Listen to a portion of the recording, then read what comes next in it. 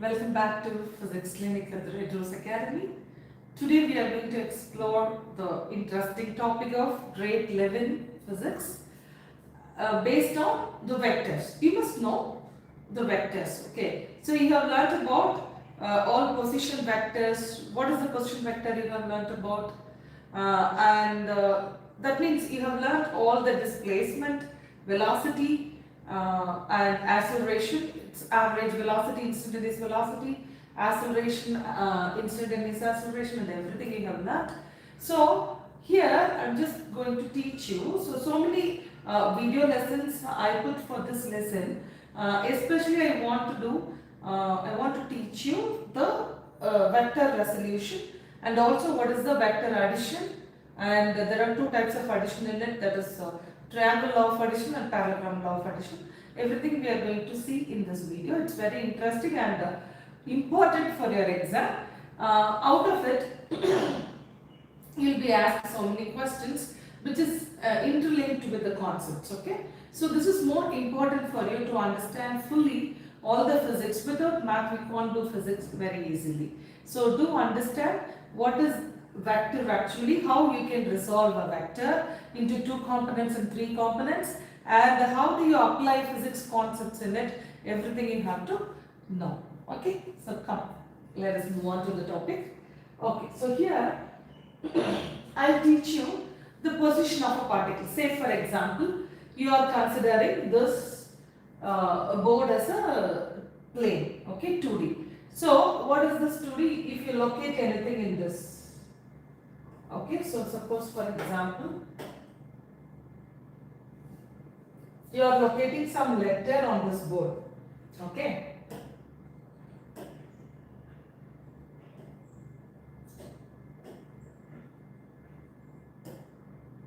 So this is bright color, we'll use this. So you are locating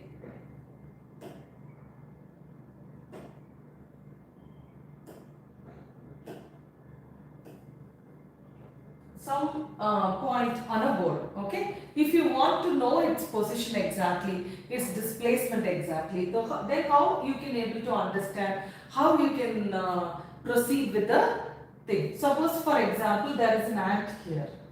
Ant is moving in this plane. So you are considering this plane as x-axis and y-axis, like this, x-axis and y-axis. This is a plane. Okay, now we are just seeing an ant which is moving from here to here.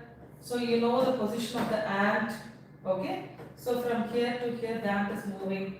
Okay, so in this frame of reference you are observing the ant. So this is the frame of reference. You are observing the ant here. It is moving in this particular direction. So that you need to positionize the ant. Suppose if the ant is moving like this, you need to position the ant. Suppose if this is the initial position, you have to position the ant by means of vector. Okay, so this R vector is the position of this particular ant. Okay, in a 2D. Suppose if you are saying some flies are flying in this particular room consists of another dimension also, that is the width we can say. So along with x and y axis there is a z axis, so that you can able to understand what it is. The fly is in a 3D. Okay, so how we are locating? First you have to fix the frame of reference. Already I taught you children all these frame of reference, and then why the frame of reference is very important to observe a particle. So this is purely the physics. Okay, so if you observe a particle, then from the point of observation, from the frame of reference, then what it is for? This is the point. Okay, and we can say in Cartesian coordinate you have expressed this point as some x comma y or some 2 comma 3. That is the Cartesian product you have understand. So here what you have to understand this in terms of I cap and j cap. So in Cartesian axis, how did you draw in a graph? All graph consists of a centimeter units, the units of centimeter. Do you know this? Okay, you've all gone through the graph. So you have all done with the graph, right? In graph sheet, you might have find each and every one unit will be 1 centimeter. Okay, so how do you write the scale? In x-axis, okay, in x-axis 1 centimeter is equal to 1 unit. In y-axis 1 centimeter is equal to 1 unit. Like this only you wrote, right up. So all these are like in units. You wrote like, suppose if it is 2,3, you have to consider that as 1 centimeter. This unit might be, you can take any units, kilometers also you can take in this unit, okay. But everything is written in the centimeters like this. Here, everything, every graduation is 1 I cap, 2 I cap, 3, 4, 5, 6 like that. Here also j cap. All unit vectors are, okay, I cap, j cap. In k you can represent as k cap. Okay, so like a graph, how the 1 centimeter plays a role, here also the I cap and j cap and k cap each are unit vectors. So three mutually perpendicular unit vectors are here, and what is happening here, this r vector is the position vector of this particular ant what we saw here. Okay, suppose if you want to locate this ant in 2D, how can you locate 2,3? I said right. For 2,3 you have to do like this. Okay, so 2,3 means in x-axis 2, in y-axis 3, like that you took. Okay, so here what you have to do in position vector, you have to write 2i cap plus 3j cap. Like this you have to write 2 from the x-axis I cap and 3 from the y-axis j cap. Is it clear for you? This is very very important, and you must understand this is the right approach to draw in a vector axis. So this is basically the vector axis which includes the direction. Okay, right now I just take it like this position vector here. This is a position vector. Okay, and then within this position vector you can understand, okay, this is A as a position vector. Okay, this position vector makes an angle some theta with the x-axis. Okay, and here you can construct the perpendicular from the position, okay, to it to the x-axis. Then what will happen if the position from x-axis means it forms a right angle triangle, so that it will become the hypotenuse kind. So the angles opposite will be opposite side. This is adjacent side. So the adjacent side, how can you write? Adjacent by hypotenuse will be cos theta. So adjacent by hypotenuse A1. A1 by hypotenuse. Hypotenuse is A is equal to cos theta. So A1 is equal to A cos theta. Since it is along the x-axis, this A1 can also be written as, sorry, this is A cos theta. This A1 can also be written as AX. AX equal to A cos theta. Okay, and this one is sin theta, right? So A sin theta, or AY is equal to A sin theta, right? So A2 is equal to AY. A suffix y. Like this you can be able to write. See, AX. So this sorry lies along I cap. This lies along J cap. Okay. So AX I cap, AY J cap, like this. Is it clear for you? This is very easy. You can split. You can resolve the component of vector into two first. Okay. This is two-dimensional. Now the vector A can be resolved into two components by constructing a perpendicular. So this one is cos, this one is sin. Okay. Then we'll move on to the 3D components. And then you know this is this and all you must understand. What is A cos theta? We saw that is the AX component.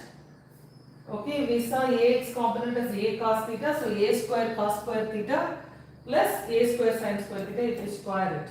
Then what it will come? A square is taken as common, cos square theta plus sin square theta equal to 1. Okay, 1. So this is how you have to understand what is A. A is root of A square plus B square. Okay. If you want to find out tan theta is both ay by ax. Ay is sin theta component. So ay by ax is tan theta. And for this theta is equal to tan inverse of ay by ax. Is it clear for you? Is there any doubt in it? Okay. Let's move on to the 3D component.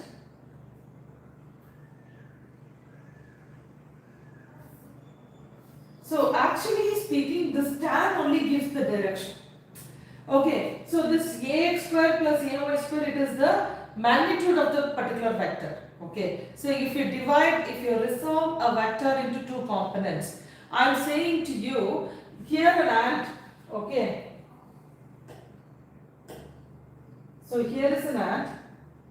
Now this is the position vector r cap. This position vector r cap should have two-dimensional, or we can say two components. It can be split into two components, and it is written like this.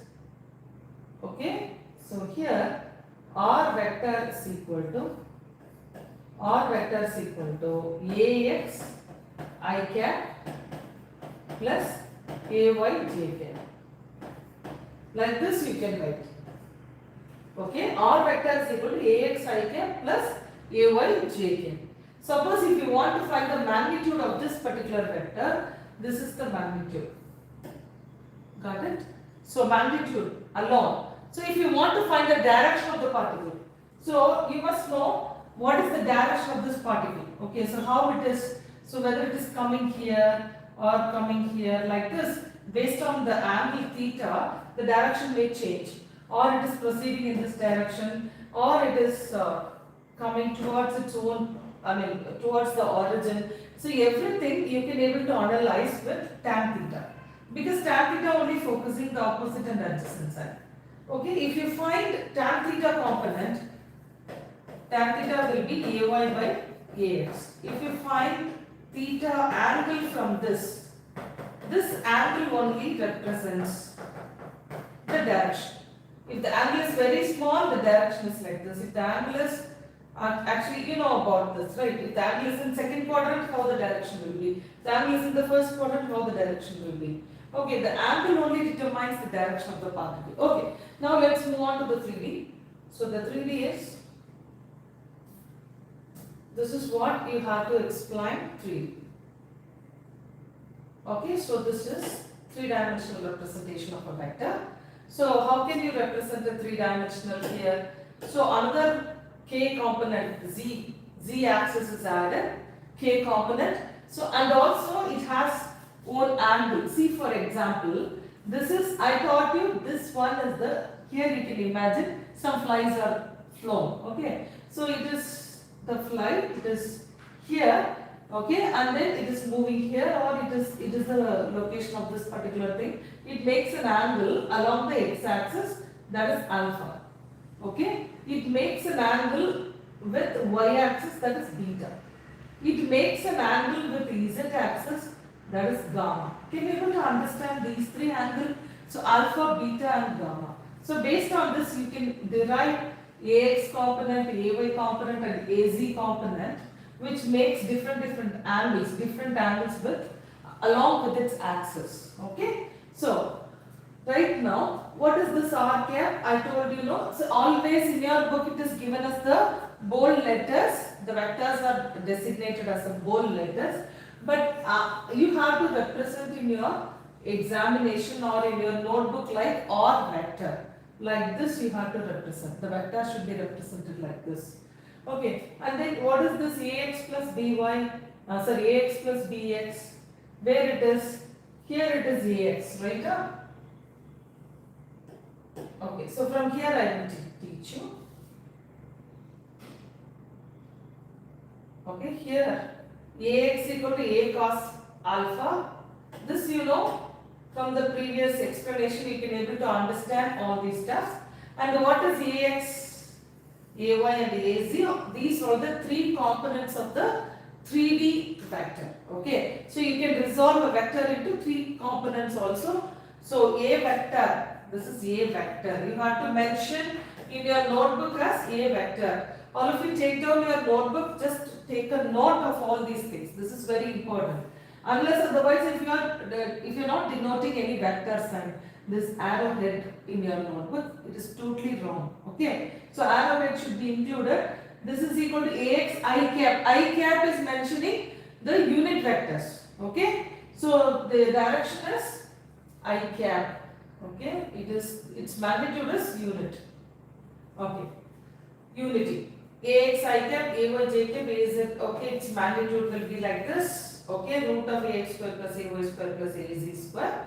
What is this position vector? The position vector can be represented as xi cap plus yj cap plus zk cap. Okay, so how we can add the vectors? So manually how you can add the three vectors? It is in 2D. A vector is equal to ax I cap, okay, plus ay j cap. So you have to mention the 2D vectors, another 2D vector as b. The resultant will be, if the resultant will be ab, a plus b. Suppose, you must understand this also. I'll teach you this. Okay, so if the resultant is a plus b, then you have to add a vector and b vector only with its corresponding axis. Corresponding axis can be added. Okay, so listen to this. This is r vector. Okay, r vector, rx is equal to ax plus bx, ry is equal to ay plus ba. Okay, similarly for the 3D also, like this is for 3-dimensional, just z is included in it, that's it. Okay, so listen to this all, you know all these components. The addition might be the algebraic addition, there must be plus or minus, anything can be. Okay, so I will explain you the types of vectors. There are, you can understand some forces, right? The forces might be, all the forces are free vectors, right? A vector, okay? We can consider the force as a vector. So, you have to understand the force may be a free vector or a fixed vector. So, for example, if the force is, a wind is, due to the wind, so the wind force, okay, that is a wind force, okay. So the wind force may be directional, it is free. Okay, suppose if there is a particle here, okay, if the wind is directing into it, okay, the particle may move along the direction of the wind, for example. Okay, so like this it may move. The force can be, this force is free force. It is act like a free vector. Okay, this vector can be brought into any direction. Okay, like that. Suppose if you fix anything, if you fix this string here, okay, and then some stone is tied on it. Okay, if you want to move the stone from here, like this, okay, so this is a fixed vector. It can move only in this direction. Okay, if the stone is moving from this position to this position, since it's a fixed vector, its vector consists of head and tail. We have to explain the vector as head and tail. Okay, it has head and tail. Through head only it will move like this. Okay, so it's a pointing direction. So it won't change its direction since it is fixed at one end. So that we can say fixed vector and free vector. Okay, so how the fixed vector will be and free vector will be. Free vector means we can add the vectors in two ways. One way is vector triangle of addition. Okay, what is triangle of addition for a free vectors? For a free vector, we can add two vectors. Okay, this is one vector which is having tail and head, and since it is free vector, you will bring the another vector head to meet its tail. Okay, like this. Okay, one will be a vector, another will be b vector. If you want to find the resultant, the third side will be the resultant of this particular vector, a plus b. So how the third side will be? So the third side will be in the reversed condition. Suppose if the resultant is in,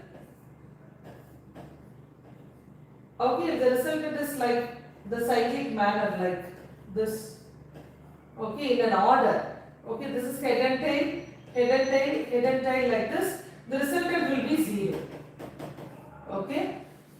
So the triangle of addition is very, very important. The triangle of addition shows that this is triangle of addition. The resultant will be the third side of a triangle, and also it closes the triangle by taking in a reverse manner. The resultant will be in the reverse manner. Suppose if you are having vector like this, you have to change this direction. So this is A vector, this is B vector, means you need to change at least this direction or this direction. Suppose if you change the B vector, direction of B vector will be negative. Okay, so the resultant will be like this: A vector minus B vector. So that resultant might be plus or minus based on the direction of the vector. Can you able to understand? This is what the triangle of addition will be. So we'll move on to the next law of addition for the fixed vectors. If the vectors are fixed, okay, how can you represent the vector law of addition? So that vector law of addition is parallelogram law of addition. What is that called? Parallelogram. Parallelogram of addition. So this we are going to see very immediately. So before that I will explain you. So what is this? These two vectors are free vectors, sorry, fixed vectors. Only for fixed vectors. Okay, the fixed vectors direction cannot be changed, right? It is very fixed. So that both the tail is connected here. Okay, the vector direction starts from here. So it makes an angle theta also. And then the resultant will be, if this is A vector and B vector, the resultant will be at the diagonal. The diagonal position represents the resultant. We are going to derive all these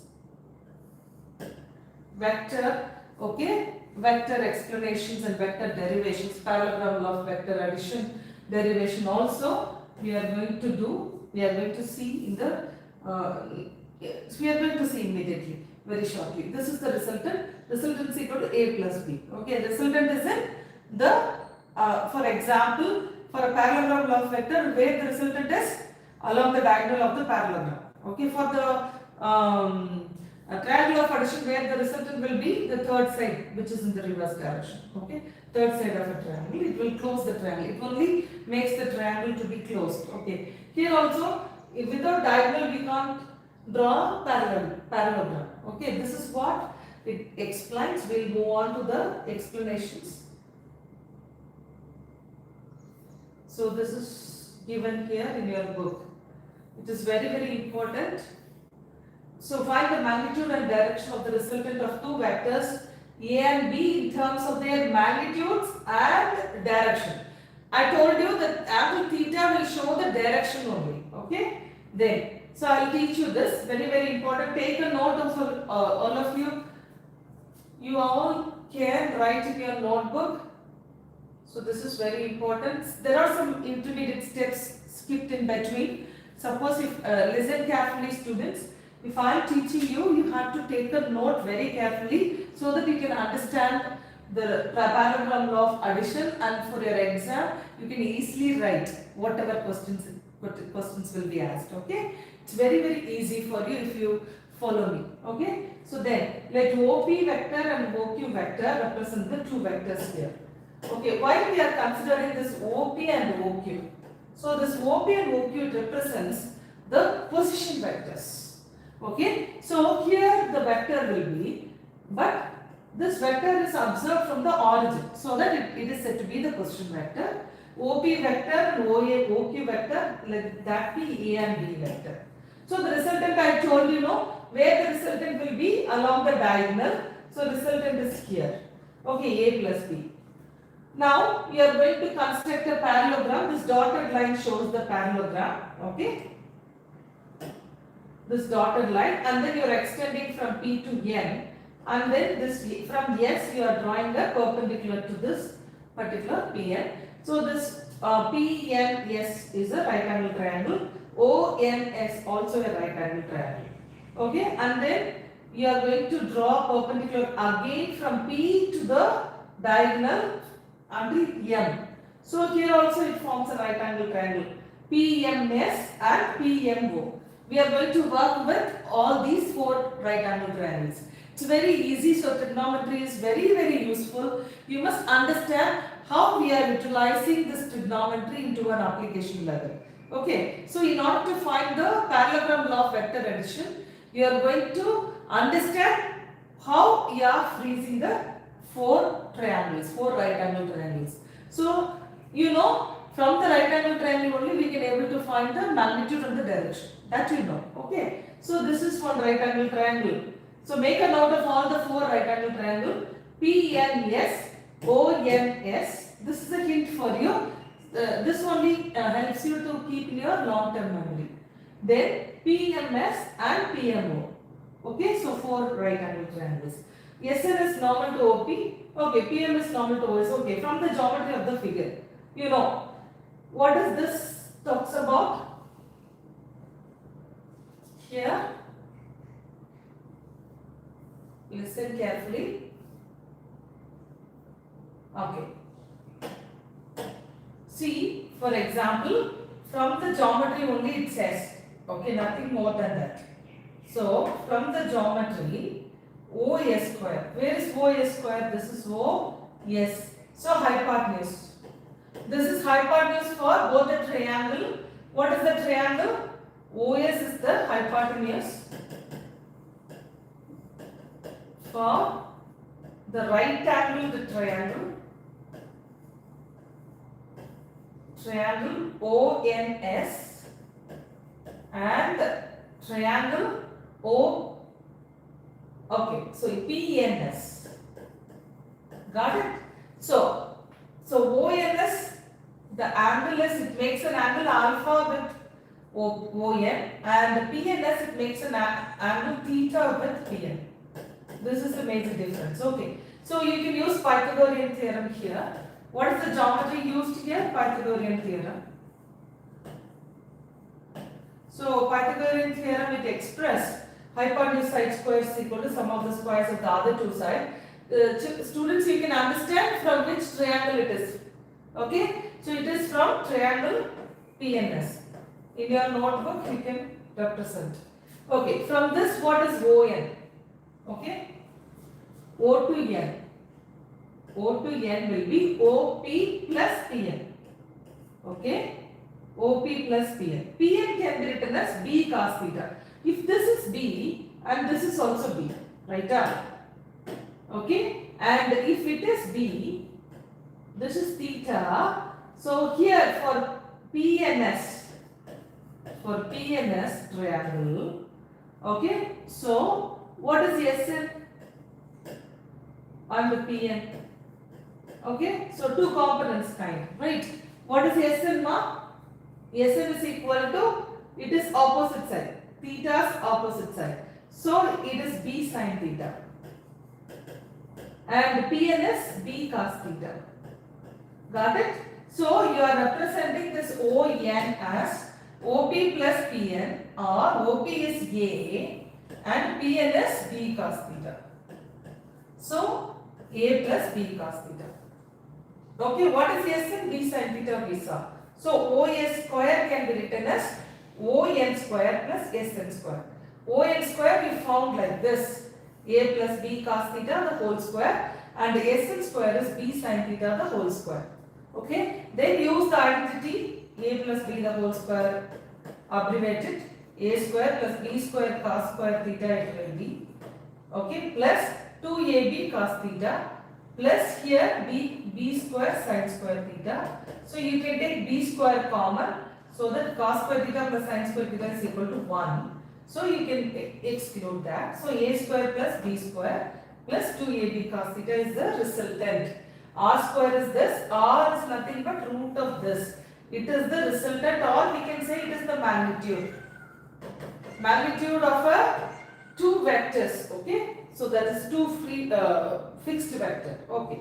Then in triangle OSN, next we'll see OS and N. Okay, so like this also ONS or OSN. Okay, and PNS or PSN.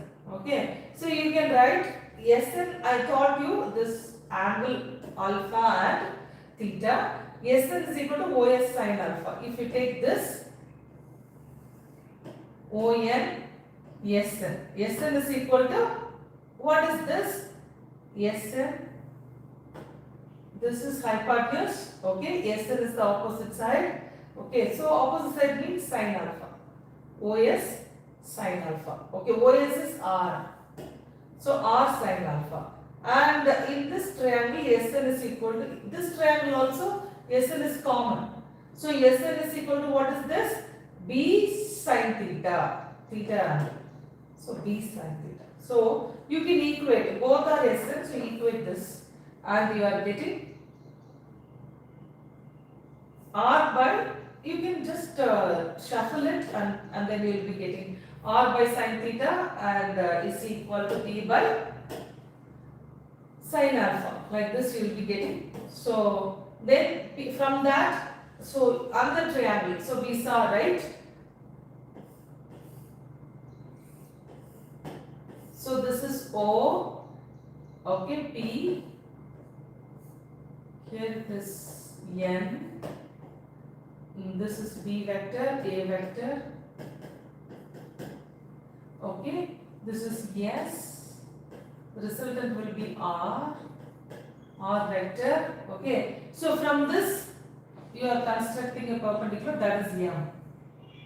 So PMS, okay, in the triangle PMS or in the triangle PMO. Okay, so both are there, PMO and PMS.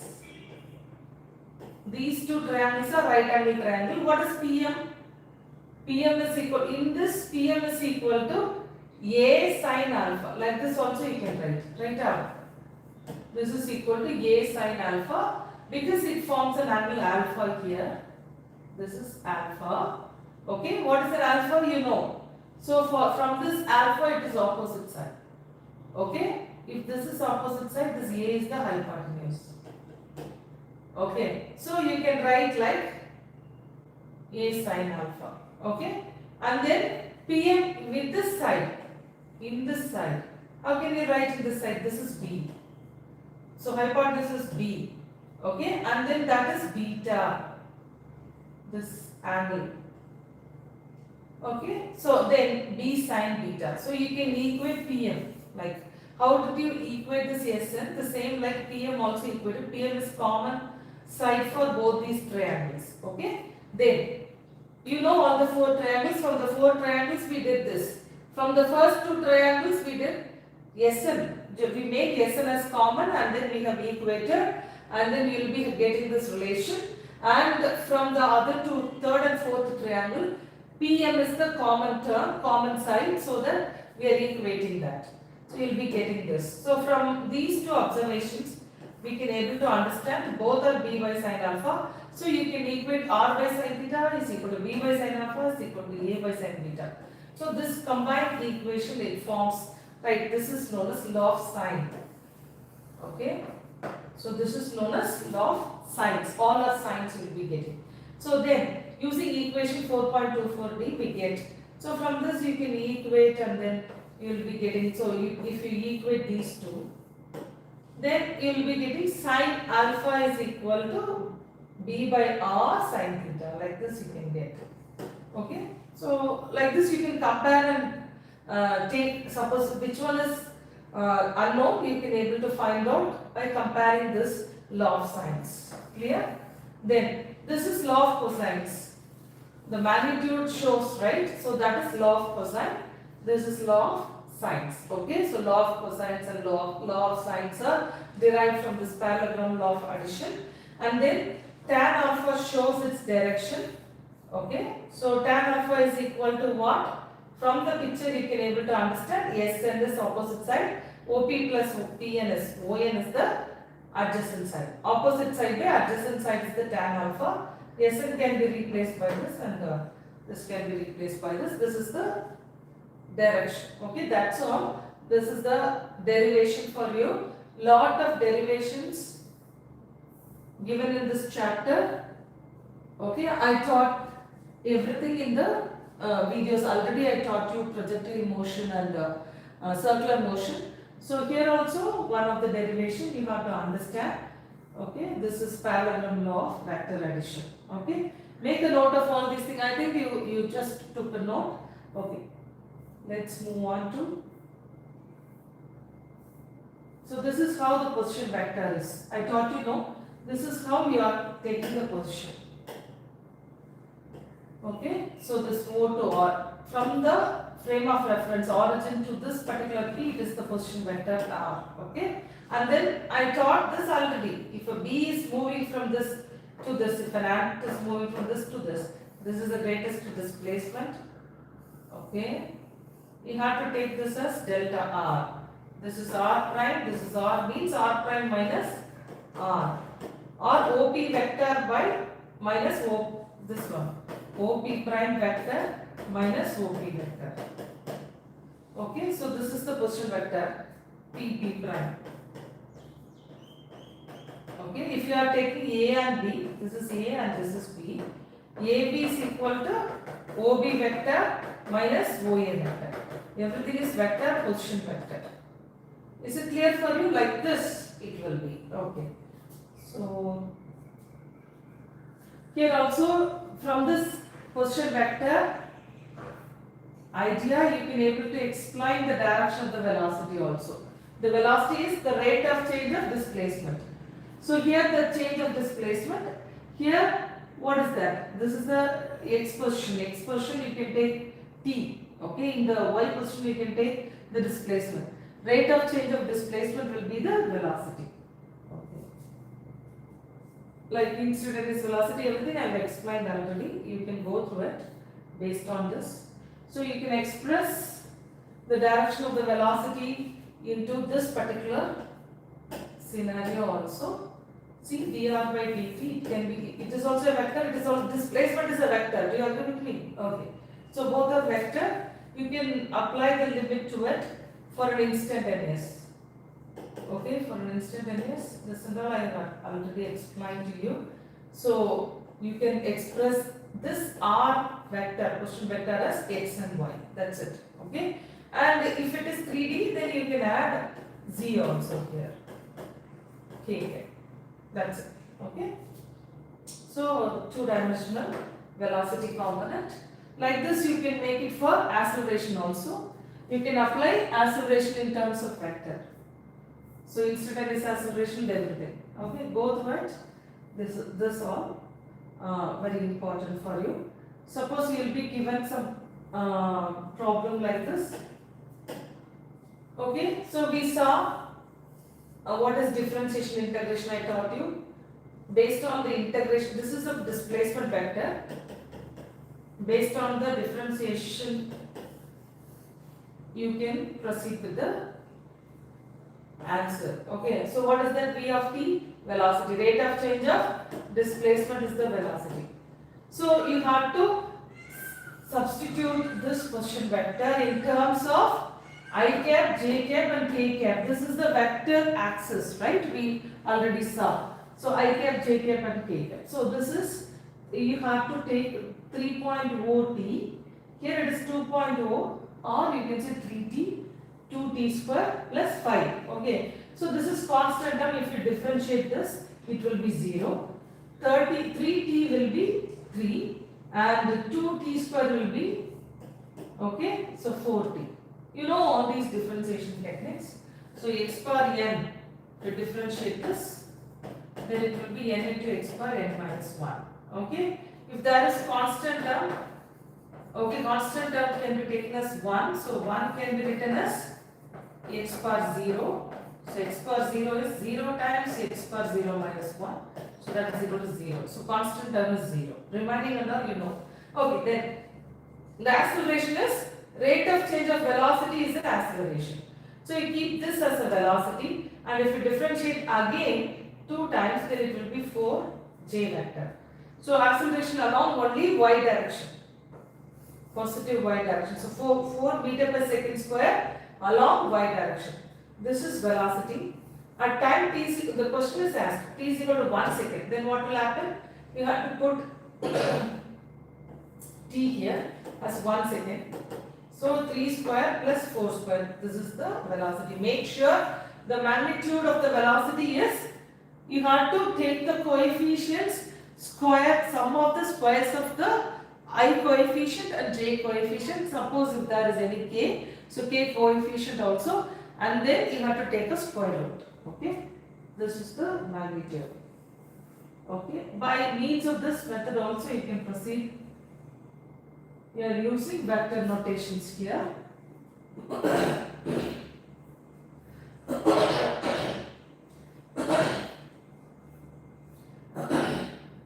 That's all. In sorry. So the action is tan inverse, you know, right? Vy by Vx, so it will give you 4 by 3. In exam and all, you won't be given any log table for this. Okay, so you leave it like tan inverse of 4 by 3. Okay, so mostly in a plane with constant acceleration is asked. You know, you have solved this equations, okay, equations of motion. So, last chapter, okay, I taught you about both kinematic equation. Okay, so how you can able to calculate with the use of the basis of calculus also we saw, right? You know about all the 3 equations of motion. Here it is the vector version of all these 3 equations. Okay, you can understand what is the vector version. You know all the position vectors, displacement as a vector, okay, and acceleration as a vector, velocity as a vector. Okay, thank you. Bye bye.